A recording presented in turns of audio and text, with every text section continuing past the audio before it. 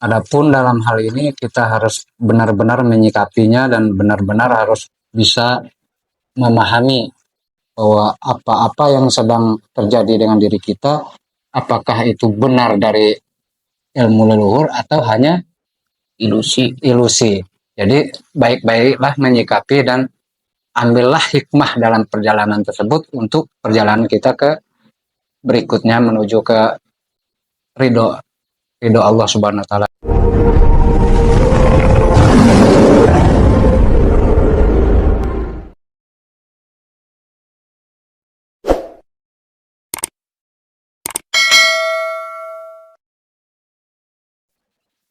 Bismillahirrahmanirrahim. Assalamualaikum warahmatullahi wabarakatuh.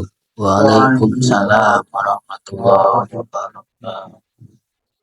Kita kembali lagi, kita kumpul-kumpul, kita bincang-bincang dengan sedikit, mudah-mudahan bermanfaat dan semoga apa-apa yang kita bicarakan ini menjadi edukasi dan juga menjadi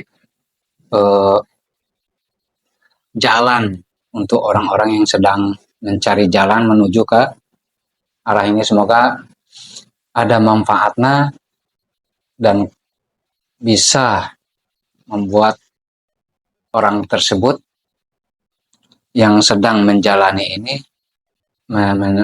mendapatkan jawaban-jawabannya. Adapun yang akan kita bahas sedikit ini sesuai dengan pengalaman dan keilmuan perjalanan setelah seseorang itu berinteraksi dengan ilmu leluhurnya. Kan ada yang perjalanan tersebut ada yang bermacam-macam. Ada yang diperjalankan, ada yang menjadi perjalanan sendiri dalam mencari. Nah, sekarang kan ada yang sedang diperjalankan, umpamanya gini. Si karuhun atau leluhur itu memberikan efek dulu kan. Efek kepada si penerima tersebut dengan nasihat, dengan wejangan-wejangan yang bermanfaat untuk dalam kehidupan sehari-hari dia itu.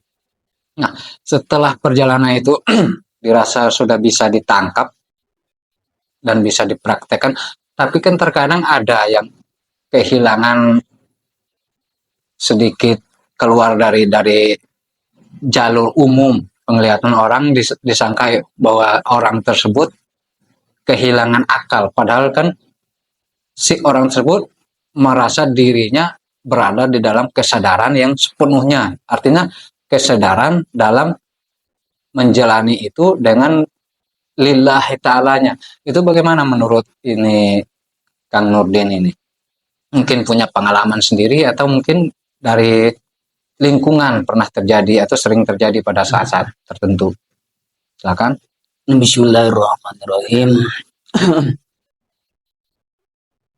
Jadi apa yang saya ucapkan mudah-mudahan ada manfaatnya. Amin, insyaallah. Mungkin dalam hal ini saya tidak akan membicarakan tentang pengalaman orang lain ya. Ya.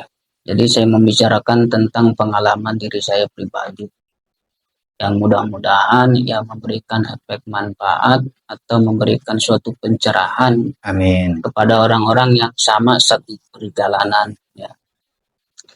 Jadi gini jadi berbicara tentang ilmu leluhur, dulu pun saya fanatik. Nggak percaya? Percaya. Apa sih itu ilmu leluhur lah? Kalau udah mati mati aja. Ya. Tapi di situ kan ada tuntutan, saya juga kan tuntutan dari orang tua. Kata orang tua saya kan, awas jangan sampai tidak mendoakan para leluhur-leluhur. Ya. Ya, emang sempat ada suatu kejadian dulu pun ya saya pernah ingin belajar ilmu kebatinan. Oh, pernah. Jadi kan dulu itu saya ingin benar-benar jadi tukang syariat. Tujuan awal. Tapi titik temunya tidak saya temukan. Belajar saya ilmu terawangan tidak bisa. Belajar saya ilmu pengobatan, diobatin bukannya sembuh mati. Kasihan. Mungkin di situ saya berpikir, aduh, apakah ini bukan jalur saya ya, gitu kan ya. Terus saya mencoba untuk menjalani ilmu leluhur, karena kan dari tahap awalnya sudah ada pepatah dari orang tua saya, jangan pernah mendoakan kepada leluhur-leluhur kita. Dan situlah saya mulai. di selama 40 hari. 40 hari tiap malam saya khususkan. Jadi mengirimkan Fatihah, membacakan Qulhu dan yang lain sebagainya saya hadiahkan kepada leluhur-leluhur saya. Gitu. Nah, setelah kejadian tersebut sudah beres, saya 40 hari gitu kan ya. Terus selang 1 minggu itu pun secara spontan terjadi efek. spontan terjadi wallahu alam. Jadi disitulah saya mulai sadar, oh ternyata keilmuan seperti ini ada. Entahlah itu ilmu apa ya, tetapi emang jadi keilmuan tersebut sesuai apa yang tadi saya ceritakan. Awal itu akan tembus kepada hati. Jadi anehnya gini ya, jadi hati itu seolah berbalik secara total. Yang dulu saya ingin bisa belajar syariat pengobatan itu terbalik semuanya. Jadi saya hal-hal yang seperti itu saya tidak inginkan. Oh, dihilangkan. Hilang, jadi seolah-olah berbalik. Jadi di situ itu saya ingin hanya mempunyai ilmu manfaat yang bisa diridhoi oleh Allah. Itu mulai terbalik semuanya. Jadi yang dulu saya mengharapkan, wah dunia saya banyak, atau saya ntar banyak tamu begini-begini, wah itu terbalik. Jadi terbuang semuanya. Terbuang. Nah di situ itu bukan kehendak saya. Itu dalam prosesnya kali ya. Iya, bukan kehendak saya. Jadi seolah-olah ada tekanan energi yang sangat kuat dalam hati ini sehingga hati ini mengajaknya sampai ke jasad saya pun terbawa. Jadi ada proses demi prosesnya. Dari awal pembukaan kolbu kita menyadari mana yang harus kita jalankan dan mana yang harus kita tinggalkan. Karena dalam keadaan tersebut, walaupun sifatnya itu ilmu, kita harus benar-benar memilih mana ilmu yang terbaik buat kita yang bisa menuntun kita ke jalan yang diridhoi oleh Allah Subhanahu wa taala. Namun ada keanehan, hal yang tidak kita inginkan, menjalankan syariat, pengobatan, itu tiba-tiba bisa sendiri. Dengan setelah interaksi tersebut. Iya. Jadi bisa sendiri seperti apanya? Contoh, dulu banyak ketika keadaan saya seperti itu, mungkin itu dalam posisi bimbingan batin. Iya. Saya mungkin mengalami hal tersebut kurang lebih jadi 2 minggu sampai ke 3 minggu. Sebenarnya ini panjang untuk diceritakan ya. Jadi nggak apa-apa, dipanjangkan. Secara ringkas saja saya ceritakan ya. Saya ceritakan secara ringkas. Jadi ada orang-orang yang berdatangan kepada saya, jadi menanyakan atau meminta tolonglah tentang permasalahan-permasalahannya. Ada yang permasalahan tentang penyakit, ada permasalahan tentang usaha, ada permasalahan tentang asmara. Itu anehnya tidak secara dipikir lagi saya harus bagaimana. Tetapi itu secara spontan hati saya itu bisa merespon dan bisa memberikan solusinya. Bahkan saya bisa mengetahui bahwa kalau ada penyakit ini penyakitnya, ini dulu yang harus dibenahi, ini dulu yang harus dibenerin. Itu seperti itu. Makanya dalam kondisi seperti itu, tadi saya berbicara fisik ini kok ringan. Iya. Ringannya seperti apa? Jadi sering bergadang itu tidak pernah lelah. Bahkan porsi makan juga aneh, sampai diatur. Jadi makanan-makanan yang tidak akan menimbulkan suatu kemanfaatan untuk kehidupan terus itu anehnya saya tidak mau mutlak seperti makan-makan yang bernyawa. Makan daging tiba-tiba tidak mau. Terus makan nasi juga dibatasi harus berapa suap. Tapi saya jalani dengan perjalanan yang sangat-sangat enak. Sangat-sangat nikmat perjalanan itu. Karena dalam waktu itu dalam hati ini tidak pernah ada yang namanya rasa takut. Terkecuali takut kepada Allah. Kali itu ya. Jadi ada suatu keyakinan yang sangat luar biasa. Dan anehnya, mungkin dalam kondisi seperti itu, seperti yang tadi AA bicarakan, melebihi batas, apakah hilang akalnya, apa tidak, gitu kan ya. Kan dalam pandangan orang. Iya, itu juga saya sempat dalam pandangan orang lain saya itu dikatakan udah gila. Gila karena tidak seperti yang biasanya. Dulu kan Saya itu pendiam, pendiam. Tapi setelah terjadi hal tersebut, itu bukan hanya keluarga. Kadang orang yang saya tidak kenal pun saya dekati, saya sapa, saya obroli. Anehnya sampai ke situ. Iya.